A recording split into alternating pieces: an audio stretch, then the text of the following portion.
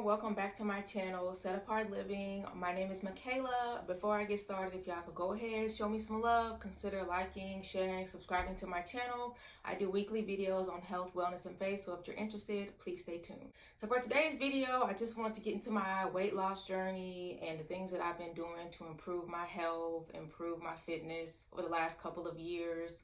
While I definitely do not consider myself to be an expert in health or fitness just yet, these are just some tips that have helped me along the way. Just turned 29, so your body changes every 7 years. And as we age, especially for us women, can't really get away with a lot of the habits we had in our 20s.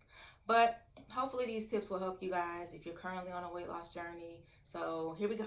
My first tip for weight loss is going to be intermittent fasting. And if you're into health and fitness, I'm sure you probably are not a stranger to the concept, like all over the internet.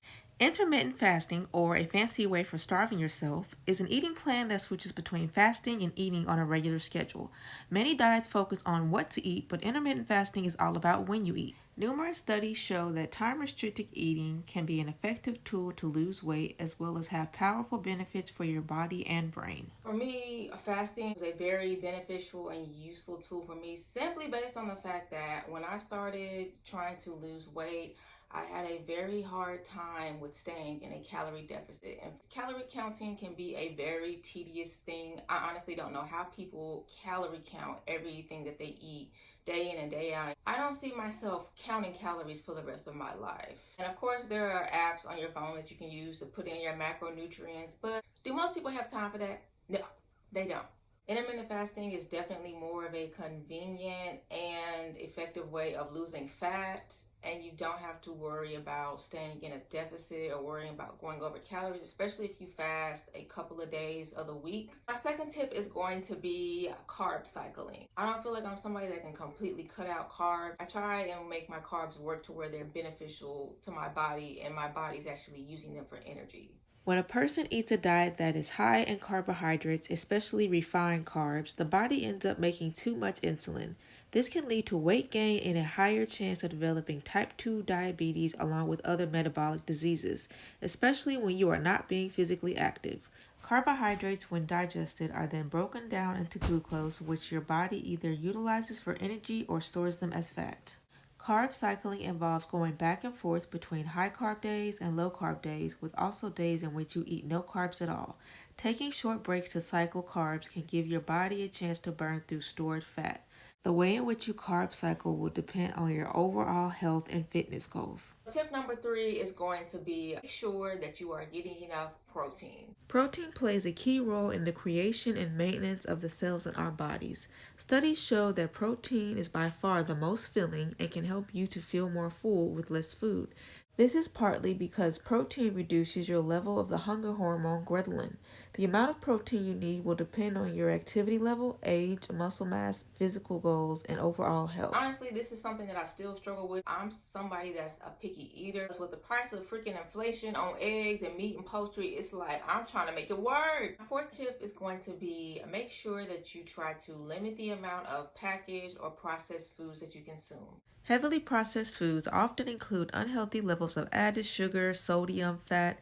These ingredients make the food we eat taste better, but too much of them can lead to serious health issues. In addition to that, if you're somebody that is trying to be on point, like with their macronutrients for the day, you might want to consider just cutting out packaged foods altogether, based on the fact that a lot of the calorie count, nutritional facts on these labels are not actually all that accurate. In fact, on a lot of packaged food products, the FDA actually makes an allowance for the nutritional labels to be slightly off by up to 20%. For example, a snack bar labeled as having 200 calories could potentially be 240 calories and still be within the government labeling guidelines. So my fifth tip is going to be increase your TDEE, which is your total daily energy expenditure. You're not quite sure where to start as far as your fitness goals, or how much of a deficit you should be in as far as your calories, or how many calories your body burns altogether, you can go online. There is a calculator called the TDEE calculator. It's an online helpful tool that helps you to put in your body measurements, so your height, your weight, whether you're male or female, your body fat percentage, and then basically it'll plug in your numbers from there and give you an overall estimate of how many calories your body burns at rest, along with things like exercise exercise that you do throughout the week and how much of a deficit that you need to be in order to see weight loss. So my sixth tip would be to do some form of resistance training. As our bodies age, muscle mass slowly begins to decrease, and this number decreases even more by the age of 30, from 3 to 8%. Strength training has been shown to be an effective and beneficial form of exercise and provides a variety of physical and mental health benefits. There are so many benefits that I have found for me. I'm very tall, very lanky. I'm somebody that's always had spinal issues. I actually have slight curvature of my spine. At some point of the day, I bend down and my back sounds like a nutcracker. But since I have been strength training for the first time, I have like no back pain at all, like none. Not when I wake up in the morning, not when I bend down. It's like crazy to me. Tip number 7 is going to be make sure that you're eating more whole foods. Most people are starving on a cellular level. Eating a balanced diet that is rich in whole foods ensures your body of the maximum amount of nutrients that it needs to function. For example, eggs are amongst the most nutritious foods you can find.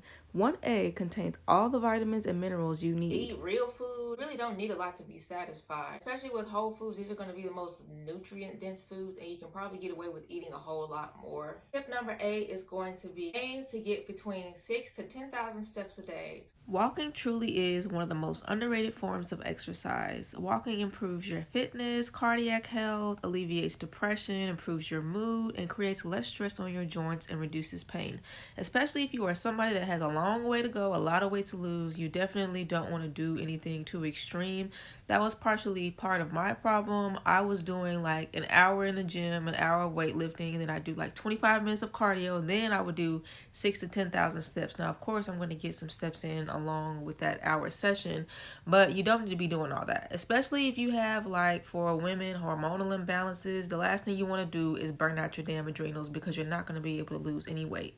Remember, less is more. My 9th tip for you guys would be decrease snacking and or replace the snacks that you like with healthier versions. While there's definitely nothing wrong with having snacks in between your meals, if you're constantly grazing throughout the day, especially on a bunch of junk food, high sugar, high fat, you're going to find it hard to stay within your caloric range you need to lose weight. Not only that, but you want to make your calories count. Along with that, you also want to make sure that you are allowing your body enough rest time in between your meals and snacks. Whenever we eat too frequently, this can actually lead your body to become hyper-inflamed. And of course, we know inflammation is the cause of all disease. Our bodies have two metabolically different states, so the fasted, without food, and the post-fed state. The absorptive post-fed state is a metabolically active time for not only our bodies, but your immune system as well.